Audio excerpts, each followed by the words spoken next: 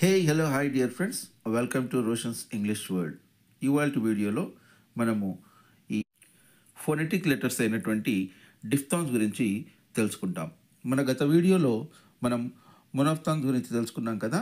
మరి ఇక్కడ డిఫ్థాంగ్స్ అంటే ఏంటి అంటే రెండు వేర్వేరు అచ్చు శబ్దాలు ఒకే శబ్దంగా మారి మనకు ఒక కొత్త రకమైనటువంటి మిశ్రమ ధ్వనిని ఉత్పత్తి చేస్తుంది. మరి వాటి యొక్క ఈ డిఫ్థాంగ్స్ యొక్క ఉపయోగాలు, వాటిని వినియోగించబడేటటువంటి క్రమాన్ని, అవి ఉత్పత్తి చేసేటటువంటి శబ్దం గురించి మనం ఈ వీడియోలో క్లియర్గా తెలుసుకుందాం. ఓకే, ముందుగా డెఫినేషన్ చూసుకున్నట్లయితే Diphthongs are vowel sounds that consist of two different vowel sounds blended together within a single syllable. ఇప్పుడే చెప్పుకున్నాం కదండి, డిఫ్థాంగ్స్ అనేవి రెండు వేర్వేరు హల్లు శబ్దాలను కలిసి ఒక కొత్త సింగిల్ సిలబుల్గా మారుతుంది, ఏక ధ్వనిగా మారుతుంది. మరి వీటికి ఉన్నటువంటి కీ క్యారెక్టరిస్టిక్స్ మనం కనుక చూసుకున్నట్లయితే, ముందుగా మనము వీటి ఉచ్చారణ అనేది రెండు వేర్వేరు హల్లులను కూడా మనము వీటి ఉచ్చారణను కలిపి పలుకుతాం. రెండవది సింగిల్ సిలబుల్గా మారుతుంది. చూడండి, glide the smooth transition between two vowel sounds and single syllable. Both vowels sounds occur within the same syllable and complex vowel sound. Diphthongs create a richer, more nuanced sound compared to single vowel. అంటే ఏంటండి, ఒకే అక్షరము లేదా ఒక అచ్చు ఉత్పత్తి చేసే శబ్దానికంటే ఈ ద్విధ్వని అంటే రెండు అచ్చుల యొక్క వేర్వేరు శబ్దాలను కలిపి ఏకమొత్తంగా మనము ఈ డిఫ్థాంగ్స్లో ఉచ్చరిస్తాం. ఇప్పుడు కొన్ని ఉదాహరణలు చూడండి. ఇక్కడ ఓ మరియు యు అనేటటువంటి ఈ రెండు ఓవెల్స్ని మనం కలిపి ఈ హౌస్ అనే వర్డ్లో వాడుతున్నాం. చూడండి, హౌస్ ఓ యు రెండు కలిసి ఆవ్.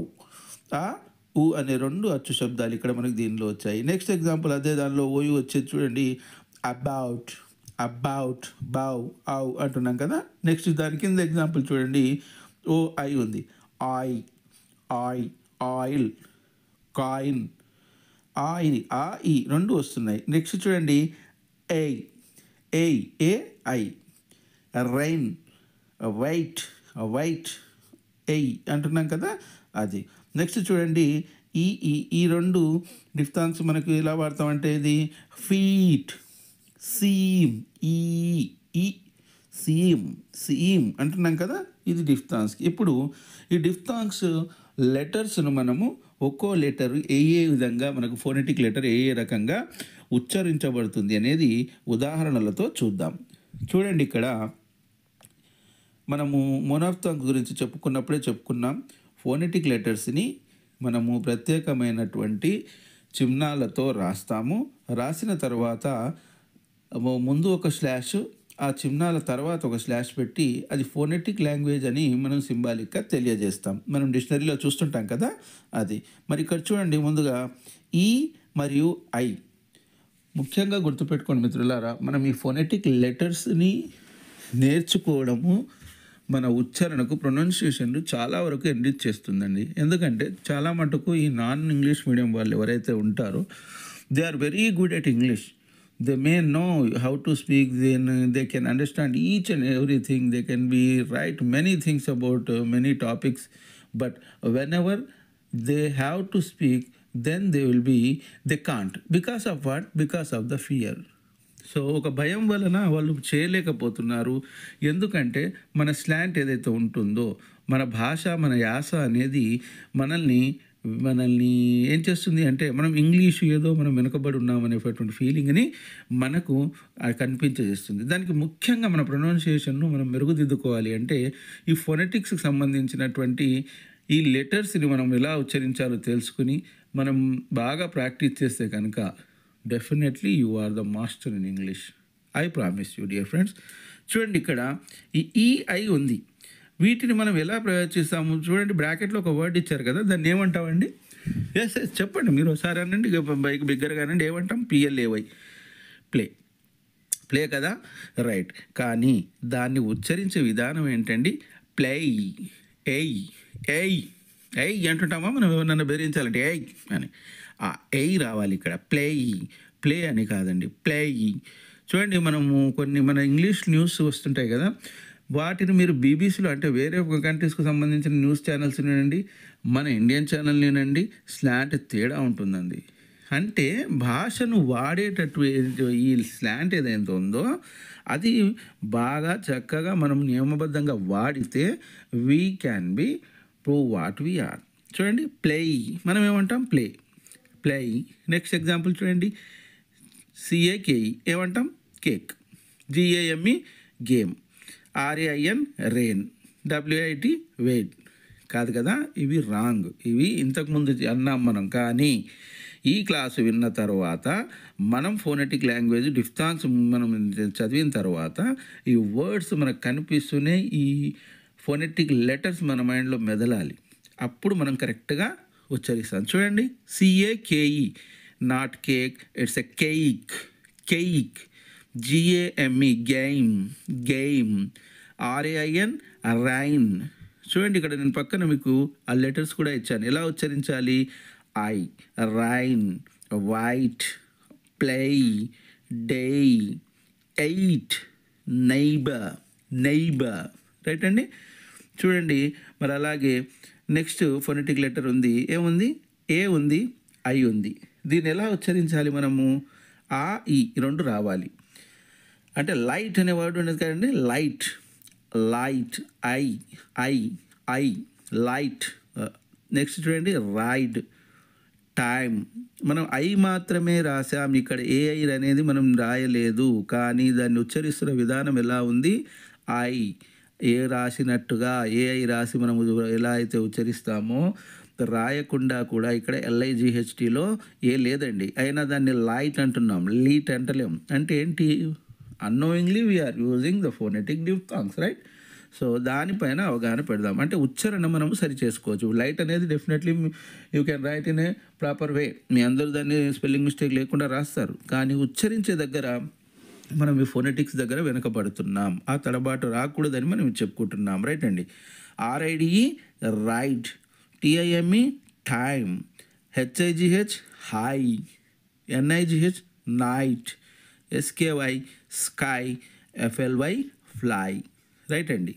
నెక్స్ట్ చూడండి, దీన్ని మనం ఏ అక్షరం అంటే ఇంతకుముందు చెప్పుకున్నాం, ఏ ఉంది, ఐ ఉందని. యాక్చువల్గా వీటిని మనము ప్రత్యేకమైన గ్రీక్ లాంగ్వేజ్, గ్రీక్ లెటర్స్, వీటిని ఉచ్చారణ అనేది గ్రీక్ దాంట్లో చెప్తారు. ఇప్పుడు మరి ఇదొకటి నేర్చుకోవడం అంటే ఆ ల్యాండా గిమ్డా అని మనం కొత్తగా నేర్చుకోవాలి అంటే అదో చిరాకు. కనుక మీరు అక్షరాలని గ్రాఫికల్గా మైండ్లో పెట్టుకోండి, రైట్ అండి. దీన్ని ఎలా ఉచ్చరించాలి, ఐ ఉంది బాగానే ఉంది, ఆ ముందున్నది ఏంటి అంటే అరసున్నా అనిపిస్తుంది కదా.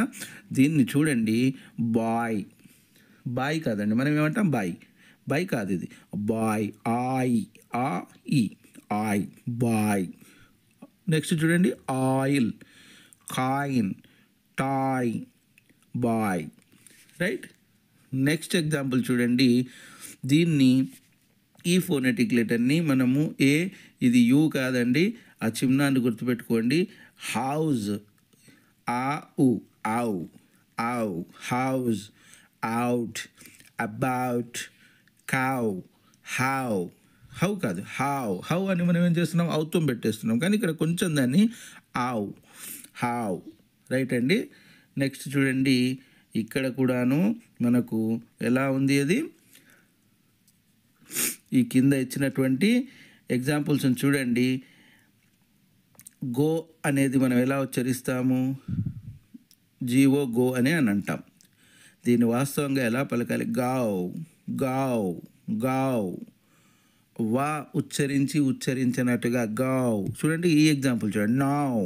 మనం సింపుల్గా ఏమంటున్నాం, గో, నో కాదండి, గావ్, నావ్, బౌట్, రౌడ్, స్లవ్, గ్రౌ, థౌ, డాఫ్, రైట్. నెక్స్ట్ చూడండి, ఇక్కడ ఉన్నటువంటి ఈ ఎగ్జాంపుల్ని మనం జాగ్రత్తగా విందామా.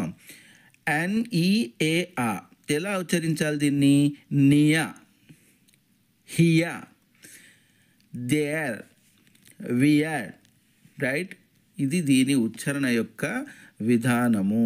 నెక్స్ట్ ఫోనెటిక్ చూడండి ఎలా ఉంది సింబల్, ఇది CARE. ఎలా ఉచ్చరిస్తాం మనం దీన్ని, కేర్ అని అంటాం. కానీ వాస్తవంగా దీన్ని ఉచ్చరించే విధానం ఏంటి? Care, share, hare, fare, there, wear.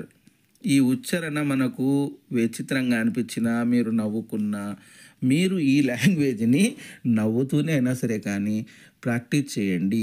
వీలైతే ఒక అద్దం ముందు కూర్చుని ఆ మిర్రర్ ముందు మీ యొక్క ముఖ కవళికలను గమనిస్తూ ఏ పార్ట్, ఎందుకంటే భాష అనేది మన నాలుక పెదాల ద్వారా ఉచ్చరించబడేటటువంటి గాలిని వస్తున్న ధ్వనిని మనము శబ్ద తరంగాలుగా మారుస్తాం. వాయిద్యం ఎలా ఉందో అలాగా.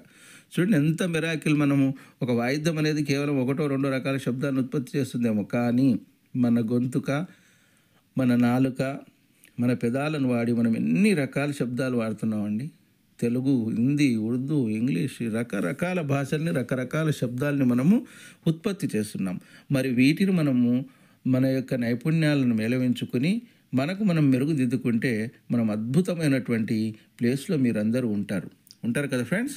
రైట్, చూడండి చివరిది 8th డిఫ్థాంగ్ ఏముందో దీనిని PURE ఎలా ఉచ్చరిస్తామండి మనము? చెప్పండి. Pure, right. కానీ ప్యూర్ దాన్ని ఉచ్చరించే విధానం ఏంటి? Pure, cure, sure, pure, endure, poor, tour, టౌర్, ఫోర్, ఇలా దీన్ని ఉచ్చరించాలి. ఇది ఈనాడు మనం ఈ చెప్పుకుంటున్నట్టు డిఫ్థాంగ్స్. మీరు మీ ఇప్పటి నుంచి ఏం చేయండి అంటే డిక్షనరీ తీసుకుని మీకు కావాలంటే దానిలో అట్లీస్ట్ రోజు ఒక 10 వర్డ్స్ని మీరు చదవడం వల్ల ఎలాగా దాని ఉచ్చారణనేమో ఫొనెటిక్ వేలో ఉండాలి. దాన్ని మీరు నేర్చుకుని దాని అర్థాన్ని తెలుసుకుని దాని యూటిలైజేషన్ కనుక మీరు చేసినట్లయితే definitely you can become a master in English. I need to listen your words also. So take care friends. బాగా జాగ్రత్తగా వీటిని నేర్చుకోండి. నెక్స్ట్ వీడియోలో మరో ఆసక్తికరమైన ప్రయోజనకరమైనటువంటి అంశంతో మళ్ళీ కలుద్దాం. త్వరలోనే విద్యార్థులకు 10th క్లాస్ విద్యార్థులకు పబ్లిక్ ఎగ్జామ్స్ స్టార్ట్ కాబోతున్నటువంటి తరుణంలో వాళ్ళకి ఈ 10th క్లాస్ గ్రామర్ స్టార్ట్ చేయబోతున్నాను. మరి మీ ఫ్రెండ్స్ కానీ మీకు తెలిసిన వాళ్ళు ఎవరైనా ఉంటే వారందరితోని సబ్జెక్ట్ని దయచేసి సబ్స్క్రైబ్ చేయించండి. ఎందుకంటే ఈ ఉపయోగం అనేది ప్రతి ఒక్కరూ వాళ్ళందరికీ దీని ప్రయోజనం చేరాలనే వర్షన్తో నేను ఈ ఛానల్ను స్టార్ట్ చేశాను. కనుక just share this channel, subscribe this channel. Thank you for watching. Take care. Bye bye.